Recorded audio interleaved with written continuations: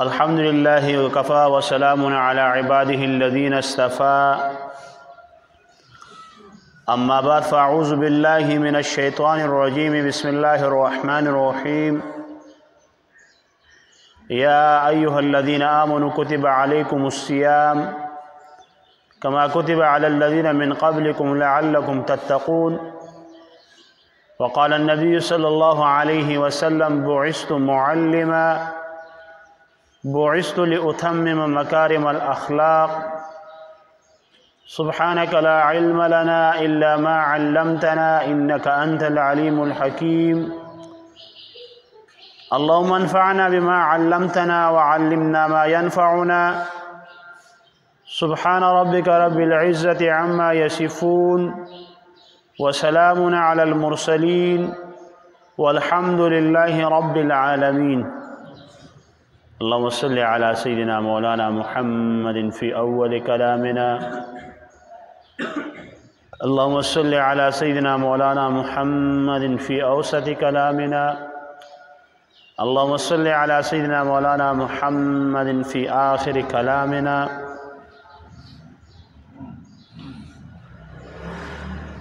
جون ډېر په تیزۍ سره روان دی داسې محسوسېږي چې اوس دا روژې موږ نیولې وې اوس دا بیا د پاسه رالې لیکن بیا هم خوش قسمت یې موږ چې الله رب العزت دې روژو ته موږ ژوندي وساتلو او دا روجی د نیول الله رب العزت یو پیر بیا موږ لا توفیق راکو ډېر داسې ملګري اورېدونکي به وو چې تیر کال په روژه کې موږ سره موجود و سخت کال په دې روژه کې هغوی زموږ سره نشته دی او موږ ژوندي موږ نیسو نو دا زموږ خوش قسمتي ده خوش نصیبی ده او په دې باندې موږ له قدر او احترام پکار دی ځکه د یو کال روجی نیول د یو کال منځونه د چې کوم ثوابونه لري نو د انسان هغې طرف ته اړو فکر او خیال نشي تلی حضرت ابو هریره رضی الله تعالی عنه فرمایي د بنو قزاعه دوه کسانو په یو ورځ باندې ایمان راوړل پیغمبر علیہ السلام سره بیعت وکړو دوه به کارونه یو شان دي کول یو کال مخکې په جنگ کې شهید شو او دا بل کال ژوندی پاتې شو کال پس ورپسې په خپل مرګ باندې مړ شو ما په خوب کې ولیدل چې کم کال وروسته په خپل مرګ باندې مړ شوی دی نو د هغه درجه د شهید نه سیوا ده نو ځاسې په دې باندې سوچ او فکر واغېستمه چې یو طرف ته شهید دی او بل طرف ته عام مرګ دی او د دې عام مرګ والا درجه د آخرت په اعتبار سره د شهید نه سیوا ده نو پیغمبر علیہ السلام لړم پیغمبر علیہ السلام ته مې دا قصه وکړه چې پلان کې په یو ورځ مسلمان شوي وو ایمان په یو ورځ باندې راوړو جهادونه یې کړو یو په جنگ کې شهید شو یو کال پس په خپل مرګ باندې مړ شو نو دا خپل مرګ والا درجه چې واغه د غبل نه سیوا و نو نبی کریم صلی الله علیه وسلم ماته ویل چې درجه به ولې سیوا نه حالانکه دا روسته چې کوم پاتشوي د یو کال په دمانه په دې کې روجي راغلي وي او د په دې یو کال کې شپږ زره رکعات مونږ کړي دي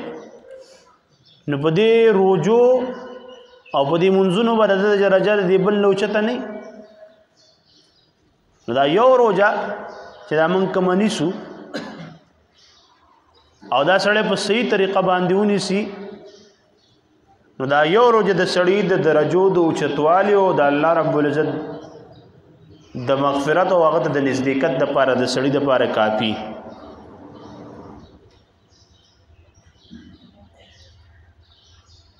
نو شکر دې موږ په صحت باندې روغ او الله رب العزت د روجا په موږ باندې راوستله دا د خپل ځان دپاره موقع د غنیمت وګڼو بلکې الله څه پته لګي ژوندي پاتې کېدی شو نشو پاتې کېدی نیولی شو نیشو نیولی لحاظه پکار دا چې دا روژه موږ غنیمت وګڼو موږ د دې قدر او احترام وکړو په دې کې خپل ځان په خپل رب باندې وبخو روژه په موږ باندې هر کال راځي لیکن موږ کې د روژې قدر نه او یا موږ کې د ژوند بر وسسته چې مړه بل کال له به ګورو سخت کال پرېږده نو دې وجې نه هغه روژه په موږ راځي او بس نوم د روژې تېرېږي او بیا چې کله زمانه راشي نو موږ د اړ روژې هم نیولې وي او د پسرلي هم نیولي او د جمع هم نیولي تذکرې کوو لیکن د روژې کومه تبدیلي چې د هغه زموږ په ژوند کې نه راځي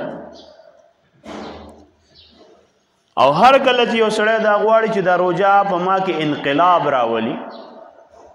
نو هغه له پکار دا ده چې دا کومه روژه روانه ده دا روژه دې د خپل ژوند اخري روژه وګڼي دا دې ځان سره سوچ وکړي چې دې نه پس بله روژه په ما راتلونکې نشته دی دا زما اخري روژه ده نو چې کله اخري روژه نو تعالی به څومره اهتمام پکاري هغومره عمل تعالی پکاري به په خپله باندې تکې لکه یو سړی تا ته وایي چې لکه دا د مازدیګرې مونځ دی یا د ماسپښینې مونځ دی یا مثال نننی مونځ دی دا روژه ستا د ژوند اخري جمعه ده او دې نه پس په تا باندې بله جمعه راتلونکې نه ده دا ستا اخري مونځ دی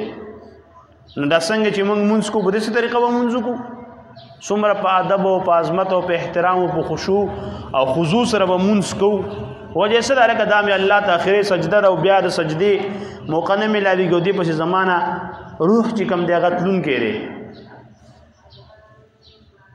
نو دا سوچ په روژه کې هم پکار دی چېره دا اخري روژه ده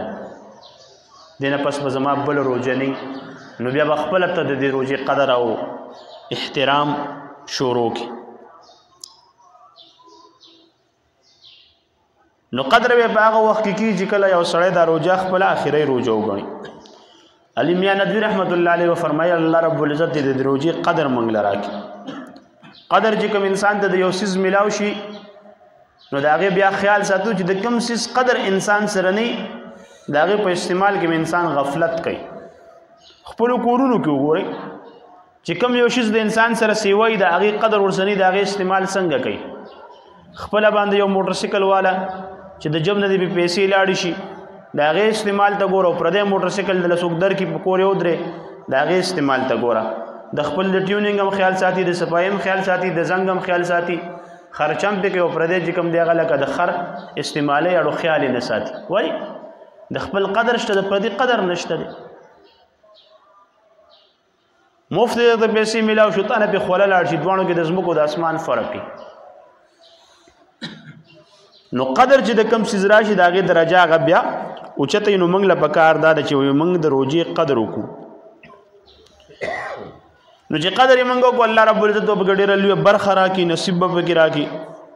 او د قدر مطلب دا دی چې پام کوه چې په روژه کې درنه بې قدري ونه شي توهین درنه ونه شي سپکاوالی درنه ونه شي اوس یو سړی و چې د روژې قدر به ما کې څنګه راځي نو هغه له پکار دا ده چې د روژې ثواب را مخې ته کې په خپله به د روژې قدر شروع کړي او دا خو مشهوره خبره ده چې د ځای په وجه باندې او د وخت په وجه باندې چې څرنګې ثواب سیوا کېږي نو دارنګې وبال هم سیوا کېږي اوس د ځای په وجه باندې څرنګې ثواب سیوا کېږي نو سوچ کوئ یو سړی په کور کې مونځ کوي یو مونځ یې وکړو یو سړی دغه مونځ د محلي جومات ته راوړو داسې شو ګویا 15 مونځونه یې وکړه او که دغه مونځ سړی یو جامع مسجد ته راوړو چې غټ جومات او هغې ته ډېر خلک راجمع کېږي په هغې کې دا یو مونځ وکړو نو ګویا داسې دا 1500 مونځونه یې وکړه اوس دا یو مونځ دی کور کو دی وکړو یو مونځ دی وکړو د محلي په جومات کې دی وکړو داسې شو ګویا 15 مونځونه دی وکړل او که په جامع مسجد کې دی وکړو نو څومره ثواب یې لري 1500 مونځونه دی وکړه وجه څه ده وجه دا ده چې د ځای په وجه باندې الله رب العزت ثواب سیوا کوي مسجد اقصی ته لاړې مونځ یې وکړو داسې د ګویا 50,000 منځونه دې وکړل مسجد حرم ته رالې مونځ دې وکړو ګویا داسې د 1,00,000 منځونه دې یو مونځ هلته وکړې په 1,00,000 منځونو باندې الله رب العزت قبلې مسجد نبوي ته رالې مونځ دې وکړو یو مونځ دې وکړو په 50,000 باندې الله رب العزت قبلې نو د ځای په وجه باندې ثواب سیوا کیږي او د وخت په وجه باندې الله رب العزت د یو څیز ثواب سیوا کوي لکه اوس د په عام ورځ کې یو روژه ونیسه نو یو روژه دې ونیوله یو ورځې ثواب درته میلاویږي او که چېرته ته د رمضان روژه ونیسي دا موږ چې ورته روژه وایو د روژه ونیسي نو د دې ثواب کې یو سړی پوره ژوند روژې ونیسي نو د دې یوې روژې ثواب هغې ته دا پوره ژوند روژې نشي رسېدی اوس عام ورځو کې هم روژه ته نیسي په هغې د یو روژې ثواب میلاویږي او په دې رمضان کې چې روژه نیسي په هغې کې د یوې روژې ثواب د پوره ژوند روژې تاله نشي ډکولی وجه یې څه ده وجه یې دا ده چې دا د رمضان د وجې نه دی چې د رمضان دا میاشت دا د روژو ده هلته په جومات کې ثواب ولې سیوا کېدو خلک سیوا وو کور کې ځان لګو د محلې په جومات کې لږ خلک وو په غټ جومات کې ډېر خلک وو او دلته روژه چې کوم د روژه نیولې وه نو ځان لی روژه نیولې وه که په عام ورځو کې روژې نیسي او چې کله د روژې میاشت شي روژه نیسي نو ټوله دنیا روژې نیسي او ده مو سره روژې ونیوله د دې په وجه باندې الله رب العزت ثواب د دې سیوا کوي نو دا یو روژه چې موږ نیسو الله مګه که یو سړی دا روژه وخوري او بیا ټول ژوند نه مراد ده چې د یو سړي 80 کاله ژوند دي نو ګویا 80 کاله او 80 کاله او 80 کاله او 100 کاله ته روژې ونیسو نو د دې یوې ورځې روژې ثواب په دې غونډ ژوند په روژو باندې تا ته میلاوېدی نشي یا مثال په طور باندې یو سړی د ورځې عام نفلونه کوي د ماسپښین نفلونه کوي د مازدیګر نفلونه کوي د ماښام نفلونه کوي د ماسخوتن نفلونه کوي دا نفلونه د تهجد ټیم نفلونو ته رسېدی شي هېڅ کله نشي رسېدی دواړو کې د ځمکې او د اسمان فرق دی تهجد مونځ ته پیغمبر علیه السلام د فرضو نه پس د ټولو نه بهترین مونځ ویلی دی نو د ورځې دا نفلونه دا د شپو د تهجد او نفلونو ته نشي رسېدی وجه یې څه ده هغه ټیم کې الله رب العزت برکت ایښی هغه وخت چې دی هغه ډېر زیات قیمتي راغلی دی نو اوس دا ثوابونه چې کله ته رامخې ته کې نو د انسان له خپل خیال دا جوړول پکار دی چې د روژې دا ورځ او شپه دا ډېره زیاته قیمتي ده یو لمحه د دې قیمتي کول پکار دی او د هغې کې اجرونه او ثوابونه ګټل پکار دی او دا یو لمحه که موږ نه ضایع شو او پوره ژوند بیا موږ لګیئ د هغې بدلې را پوره کوو نو هغه بدلې موږ د هغې پوره کولی نه شو او کېدی شي دا زموږ د ژوند آخري روژې دې نه پس نورې روژې په موږ باندې را نشي یو ملګری بل ورځ لګیو یو دوا لتلیو قطبګړ کې نو چې لکم سړی وفات شو نو دا د چا جنازې لتلیو او په هغه جنازه کې ویل دې سړي خپلو ملګرو ته ویل چې ګوره دا ترور د روژې په نصیبه کې نه وي دا د لاړه په حق ورسېده د روژې نه یو ورځ مخکې چې کور ته راغلی یو نیمه ګنټه پس دې سړي ته خپله هارټ اټیک شوی وفات شوی ده خو ویل چې د دې ترور په نصیبه کې نه وي دا لاړه وفات شو د هغې په جنازه کې لګیا دی خبره کوي او خپله د ده پته نشته چې اسرائیل علیه السلام ده پسې لګېدلی یو نیمه ګنټه پس به دام ځي یو نیمه ګنټه پس ورپسې دام وفات شو د خپله هم نصیبه کې نه وه نو د مرګ دا څه پته نه لګي دا کومه روژه چې موږ نیسو ډېر به داسې کېدی شي سبا روژې ته پاتې نه شي داسې به چې روان کال له پاتې نه شي نو دا روژه که موږ د ژوند اخري روژه وګڼله نو چې کله یو سړی یو څیز د خپل ژوند اخري وګڼي د هغې قدر بیا زیات کوي ټوپک د سره ډزې پکې دشمن سره د مقابله ده جاجرې ورړمې او بس هغه ګرد وکاږي ختمې لیکن چې کله درته پته ولګېده چې هلکه دا اخري جاجر دی نو بیا به ته داسې په کش کړپ باندې هم ډس کوې که نه بیا به څوک سړی را مخامخ شوی نه احتیاط به کوې دغه رنګې دا ورځې موږ څه کړې دا هم تېرې کړې او ګرم دي وکاږو اوس دا کمې دېرش چې دي نو دا د خپل ژوند اخرې جاجر وګڼئ نو دا یو ورځ چې کوم ده دا ډېر په احتیاط باندې تېرول پکار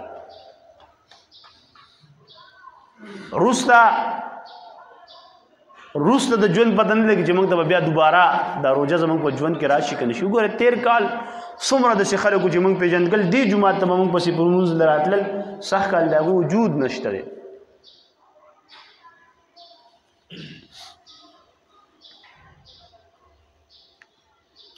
نو د روژې ثواب دا ډېر زیات سیوا دی عام طور باندې اصول او قاعده دار چې الله رب العزت د یو نیکي ثواب یو په 100 ورکوي چاله چې خوښ شي نو یو په 200 ورکوي دا د عام نیکو خبره لیکن د روژې څه خبره ده د روژې ثواب الله رب العزت بغیر د حساب او کتاب ورکوي مطلب په شماره کې نه راځي الله وایي زه خپله د هغې اجر او ثواب یم ابراهیم نوحی رحمت الله علیه فرمایي چې یو روژه د ټول ژوند د شپو د ورځو نه بهتره ده یو ورځ روژه د ټول ژوند د ټولو ورځو نه بهتره ده او بیا فرمایي چې د روژې یوه شپه د ټول ژوند د ټولو شپو نه غوره ده فرمایي چې د روژې یو تسبیح یو پرې سبحان الله ویل د ټول ژوند د زرګونو تسبیحاتو نه غوره دی بیا فرمایي چې د روژې یو رکعت د ژوند د زرګونو رکعاتو نه غوره دی دا خو موږ اورو د علما کرامو نه چې روژه کې نفل په فرضو باندې دی د نفل خپل ثواب دی د فرض خپل ثواب دی لیکن چې کله د روژې میاشت راوخیږي نو نفل فرضو ته واوړي یو سړی نفل کې گویا فرض کوي د فرضو ثواب ورته میلاویږي او که سړی فرض کوي نو فرض الله رب العزت په اویاو باندې قبلوي لکه د جمعې مونځ فرض دی د جمعې دا مونځ چې ته کې نو گویا دا داسې ده چې تاسو وکړو اویا جمعې وکړي د مازدیګر مونځ ته کې گویا داسې شو چې تاسو وکړل او یا ځکه خو دا روژه کې خلک زکاتونه وکاږي چې په دې کې یو سړی زکات فرض دی ورکوي نو یو روپۍ چې د الله په لاره کې ورکړه څو پې میلاویږي د اویاو ثواب پې میلاویږي او په زکات چې کوم ثواب میلاویږي هغه تا ته په نفل صدقه میلاویږي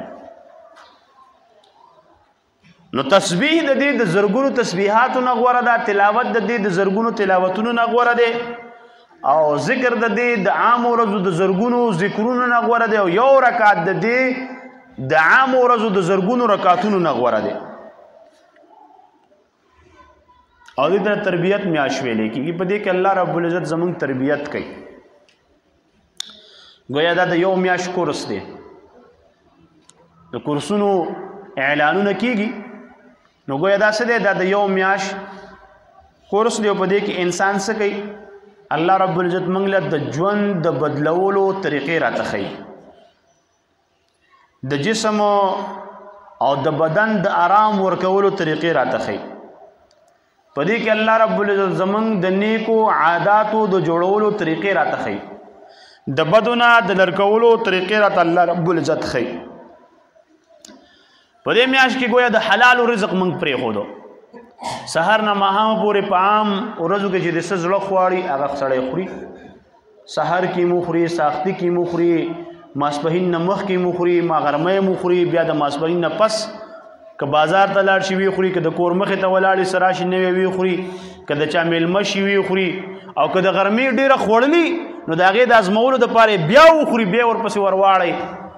مازدیګر بیا چېرته چڼو ته زړه وشي ماښام بیا وشي نو څومره خوراک سړی د ورځې کوي دا ټول حلالي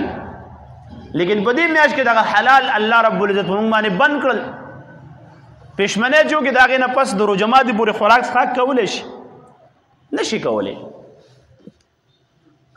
نو دا یو میاشت تربیت دی چې الله رب العزت حلال خوراک په موږ باندې څه کو بند کو حلال را باندې پرېښودل گویا د عبادت ترتیب یې راله بدل کو د خوراک ترتیب یې بدل کو چې د سحر نه واله ماښامه پورې خوراک نشو کولی چېرته د شپې را پاسېدلی 3 بجې چې لکه زه وږی شوی ځان له پخلی کومه بلکې که سړی وږی وي نو غږ نه کوي څوک به دا بستره پرېږدي او دا بړستن به پرېږدي او خوب به پرېږدي او را پاسېږي به زموږ یو ملګری دی هغه وایي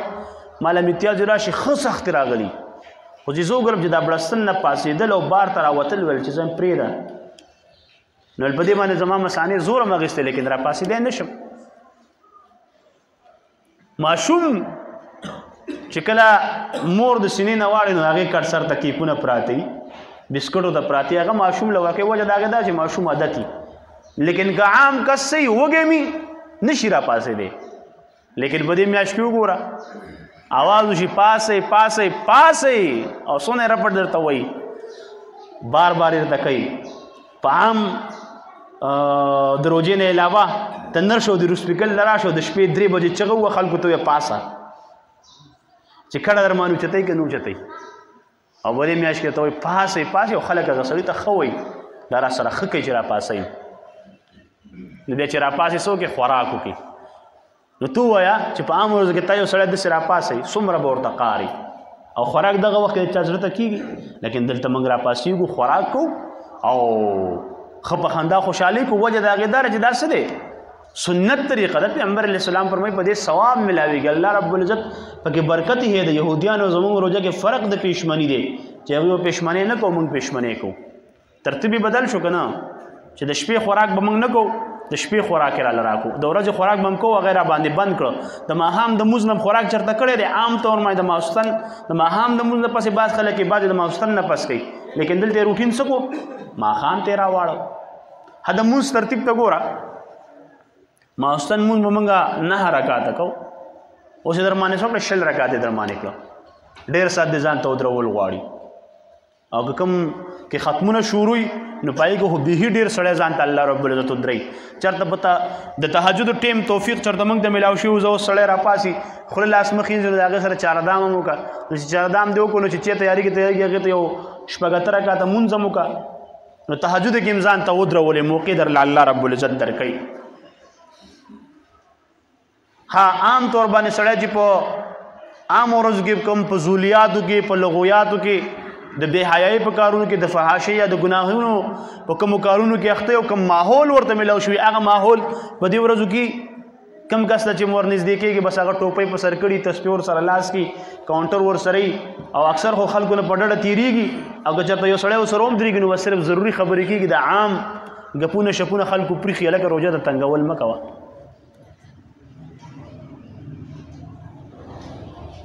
د ډرامو د فلمونو د کرکټو نه خلک ځان ساتي د گیمونو نه د لوډوګانو وغیره نه خلک ځان ساتي د فضول ګرځېدو نه د فضول وتو نه خلک ځان ساتي د بازارونو د چکرو نه خلک ځان ساتي د نیکۍ جذبه په خلکو کې سیوا کېږي وجه څه ده الله رب العزت په دې باندې زموږ تربیت کوي الله رب العزت موږ د طریقه ښیي چې یو انسان به نیکۍ څنګه کوي او د بدو نه به ځان څنګه منې کوي او دا تربیت په دې یو میاشت کې چې درلو کړي نو دا صرف د یو میاشت د حده پورې نه ده بس چې په یو میاشت کې ته تسبیح پیدا کا ټوپۍ راواله منځونه هم کوه نیک اعمال هم کوه صله رحمي هم کوه عبادات هم کوه نوافل هم کوه ذکر و اذکار هم کوه تلاوت هم کوه میاشت ختمه او بس نیکو ته تعالی وخه بیا به 11 میاشتې بس شیطانان راخلاص شو سمې خوښې هغه به کوم او یو میاشت نه تا ته و چې دا یو میاشت دې څنګه تېره کړه نو دا باقي 11 هم ته داسې تېرولی شي که وغواړې ته که یو سړي ته وایي چې لکه مونځ یاره بس کار لازم پلان کې لازم مونځ نشم کولی همدغه سړی په دې روژه کې دا مونځ د جمع څه کوي که نه نو چې څرنګې دا یو میاشت د جمع سره تېره کړه باقي دا 11 میاشت هم که دا وغواړې تېرولی شي دا یو میاشت تهجد راپاسېدي که ته وغواړې دا باقي 11 میاشت هم راپاسېدی شي نو په دې باندې الله رب العزت زموږ تربیت کوي دې وجه نه بزرګان فرمایي چې رجب چې کوم دی دا د کر میاشت ده او شعبان چې کوم دی دا د بخر میاشت ده او رمضان چې کوم دی دا د کټۍ میاشت ده په دې کې بیا سړی کټ کول کوي نو د رجب نه ورته تیاری شروع کی شعبان نه ورته ځان فټ کی او روزه کې چې کوم دی بیا لګي سړی څه کوي خپل ارسي پوره کړي نو د دې وجه نه د دې لپاره قدر احترام پکار دی او دا د ژوند اخیری روزه ګڼل پکار ده نو په دې باندې بیا انسان هغه نیک اعمال او جذبه په هغې کې پیدا شي او قدر او احترام ورسره کله کله یو انسان په سفر باندې ځي نو چې د چا وس کېږي هغه نږدې ځای ته په جهاز کې ځي او چې کله خلک ډېري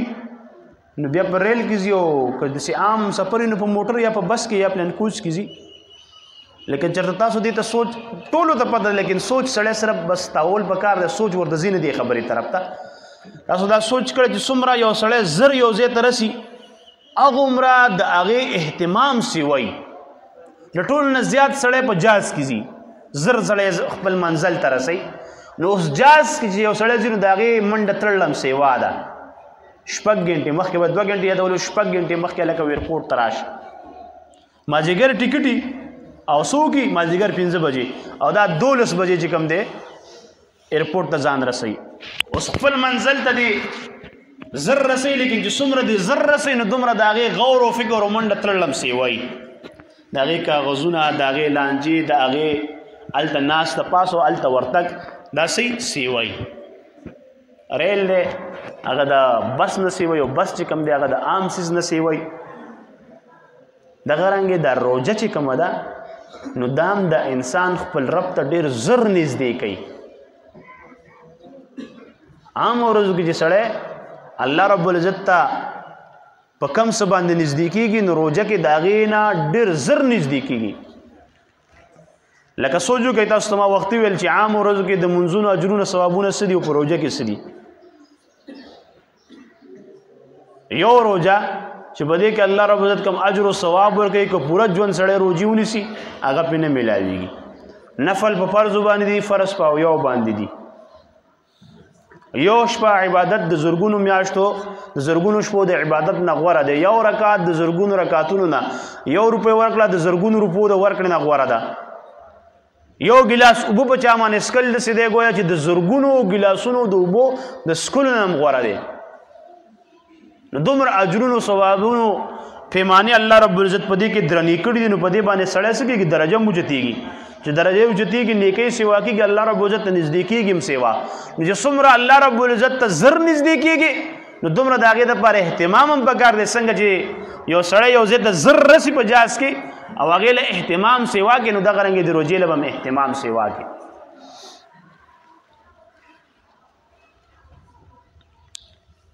او د روژې د تیارۍ نه مطلب دا دی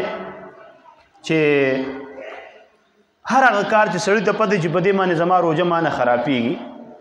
زما مونځ زما عبادت زما ذکر و اسکار زما تقوا پرهیزګارۍ ته پې نقصان رسي هغه کارونه د روژې نه مخکې وکړو یا مثال به طور باندې د نظر بې حیایي وغیره په حاشیې نه پې سړی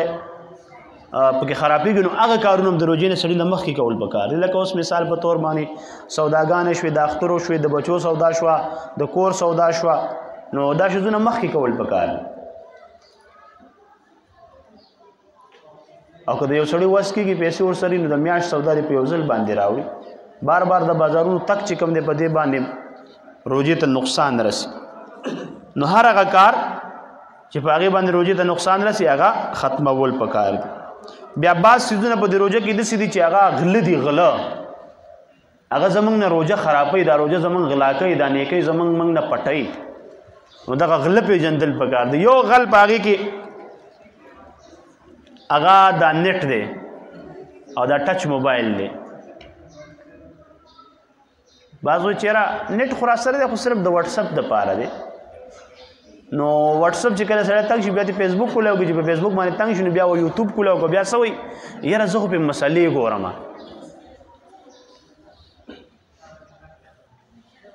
نو مسلې که ته ګوري کتاب ولې نه ګوري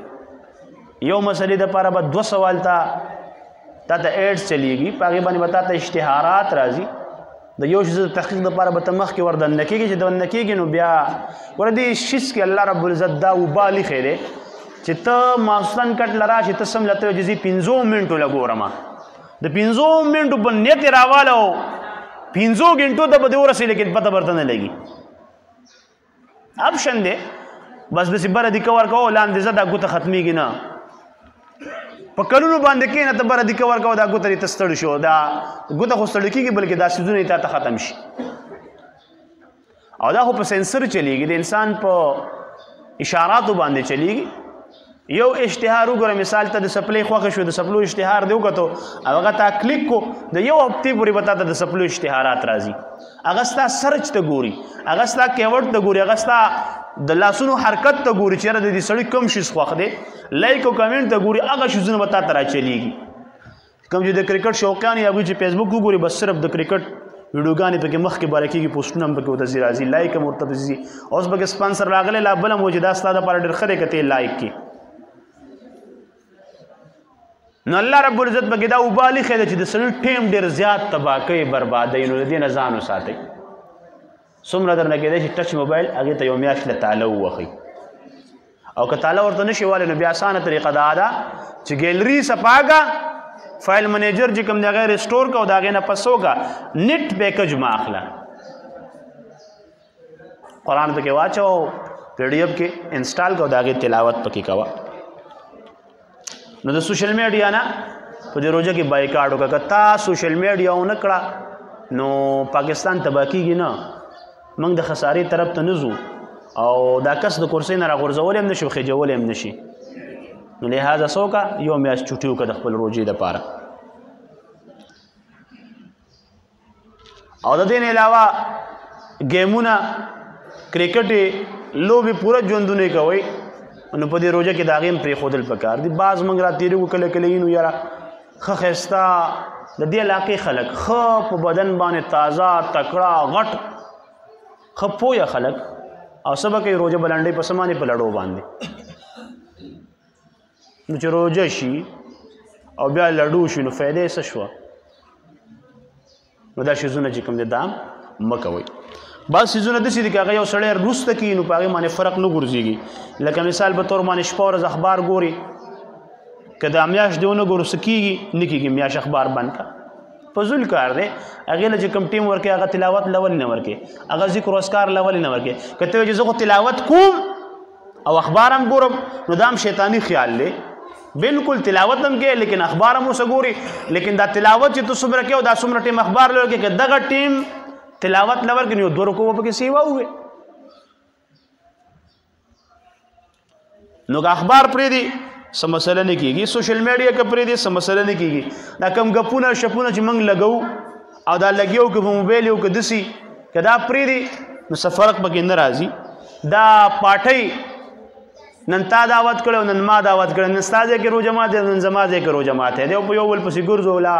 باسې پکې وردغې نو بیا څه وایي نن په باغچه کې نن په پړاو کې د بیا په هغې پسې ځي نو د منځونو خیال نه بلکې لږ چې په کور کې هم سړی روژه ماتې دروند کړي نو جمع تې پاتې نو دا میاشت خو دې دپاره راغلی چې سړی پکې څوک نیک اعمال سیوا کړي ثوابونه پکې وګټي نو که په روژه ماتې پښمني مایتا نه منځونه ځي نو څه فایده د دې وجې نه طریقه کار دا پکار دی چې سړی څه وکړي کوشش د دې خبرې وکړي چې هر عمل پرېږدي په هغې باندې روژې ته نقصان رسي د بازارونو تک دا پرېږدئ بعض د مازدیګري کې روانې څه کې لکه هسې د بازار ته چکر و روژه لنډو نو روژه په بازار کې لنډې حالانکه بازار چې کوم دی پیغمبر علیه السلام فرمایي چې په دنیا کې د ټول نه بدترین ځای د مخ په ځمکه باندې هغه بازار دی نو چې بدترین ځای ته هغې له ځي پای کې روژه لنډې نو روژه لنډول نه په بازار کې نه کېږي روژه کې لنډې په تلاوت یې لنډه کا روژه کې لنډې په مونځ یې لنډه کا روژه کې لنډې په ذکر و اذکار یې لنډه کا روژه کې لنډې په جومات کې لنډه کا او بعض خلک چې کوم دی هغه یاره وایي دې بېره له مې اراده کړې وایي ټوله شپه ویښ پاتې کېږم نو ټوله شپه یې پاتې کېږي لیکن د هغې زور بیا په تهجدو کې راوځي پښمني کې راوځي بیا پښمني کې چې کوم دی صرف څه کې سترګې پټي صرف خوراک وکړي تهجد هم ترې نه کېږي یا څه وکړي یا مونځ په کور کې وکړي که مونځ جومات ته راوړو لیکن وروسته چې ورپسې دا نور کوم خلک هغه ذکر و اذکار کوي هغه ورپسې نه شي کولی ټوله ورځ بیا د ماسپښینه پورې ودی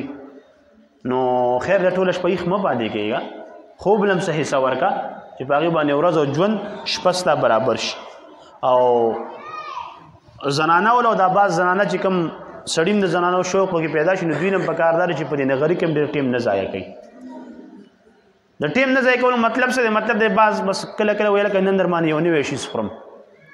زنانه په ځای باندې سړی اواز وکړي چې نن در باندې یو نوی شي خورم نو بیا پلانکي ته پیاز کټ کو ته دا کو ته هغه ټول کور خلک ځان سره لګیا کړي نو هغه ذکر او اذکار د هغې نه پاتې که نور څه نه ورځي وایي راشه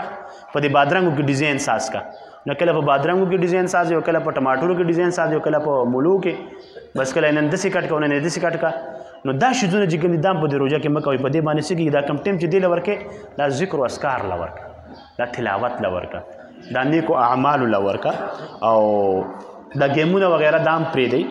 دکانداران حضراتو له پکار دا دی چې پوره 11 میاشتې ګټه کوئ بالکل یې کوئ او که موږ درته ووایو چې می کوئ نو هم زموږ خبره هسې هم نه منئ خامخا یې کوئ او په روژه کې موږ ته پته ده چې خامخا یې کوئ نه یې پرېږدئ لیکن کم از کم کمه ګټه وکئ کمه یې وکئ سیزن تاسو وګڼئ لیکن سیزن د ګټې سیزن مه ګڼئ بلکې سیزن د نیکو سیزن وګڼئ عراق کې اوس دا تقریبا د روژې نه یو 3 ورځې مخکې سوشل میډیا باندې یو پوسټ وایر شوی و چې یو دکاندار و هغه څه د خلکو د کاتې رجسټر او د کاتې رجسټر یې بار راوکړو هغې ته یې اور ورته کړو خلکو هغه تصویر د هغه نه اخیستی دی ویل د اعلان وکړو چې لکه ما باندې زما په چا باندې قرضه د هغه رجسټر ما وسوځو او الله رب العزت دومره راکړی وخت تېرېږي چې د هغې قرضې ته ضرورت هم نشته دی او لهذا روژه په عباداتو کې تېره کوي زما خیال مه کوو چې دله به یې م ورکوو ما درته ټوله بخلې ده او رجسټر مې وسوځو موږ تاسو دا نه وایو چې تاسو دا تور رجسټر وسېځئ بلکې موږ څه وایو موږ درته وایو چې لږ یې کمه کوئ لږ څه وکئ خرچې چې کوم دی د خلکو نه ګټه ګټه هم ترې کمه کوئ دویم نمبر سړي ته څیز هم وایي لکه چې دا شی دی دا په دې دی دا په دې دی دا په 100 دی دا په 50 دی لیکن د 100 په ځای کې د 50 والا والي ګزاره دې پکې دا د 50 والا واخله دا هم ورته ویلی شي که دا 2 دې واخیست دا دریم شیز درله زه 80 در کوم کور کې میخه ده غوا ده ولاړه ده پۍ ترې خرڅې نو که دا یو میاشت پۍ خرڅ نه کړي د لوږې به مړ شي دا یو میاشت فی سبیل الله ورکه خپل کلي معاشره کې وګوره چې کوم مستحق دي وسې نه کېږي سور چینز کې په روژه کې نو که ته 2 پیلې پۍ ور ولېږې د 2 پیلو پۍ ته 50 روپۍ میلاوېږي 50 چې کله څه ته واړې میاشت ته واړې نو څو دې جوړېږي که دا تا ته میلاو نه شي څه به وشي و ټول د یوې میاشتې پیکج نه دی که نه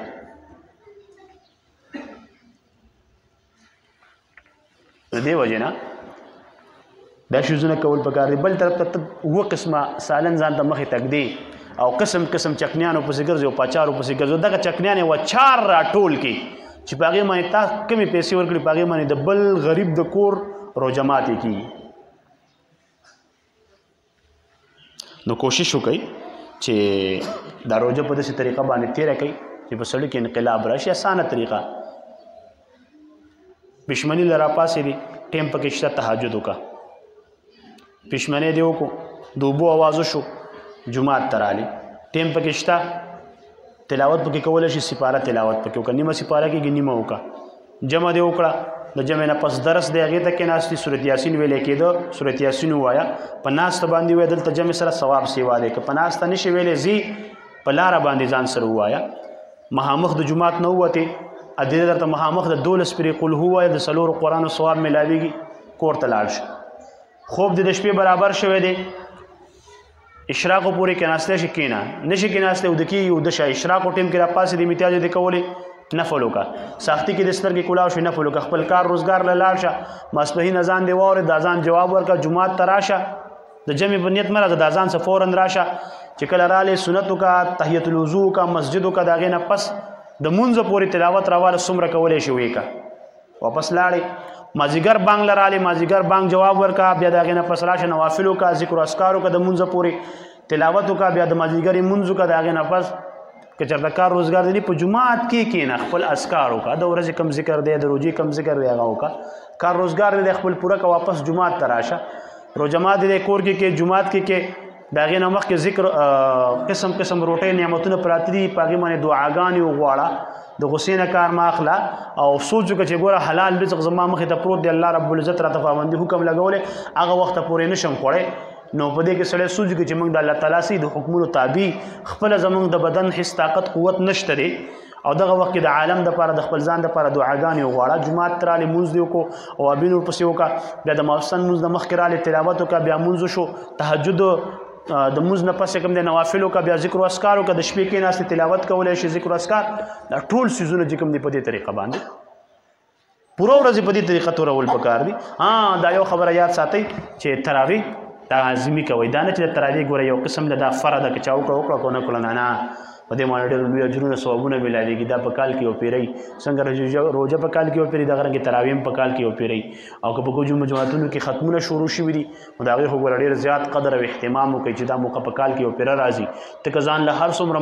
ختمونه وکړي لیکن د ولاړې د تراویح یو ختم ته نشي رسېدی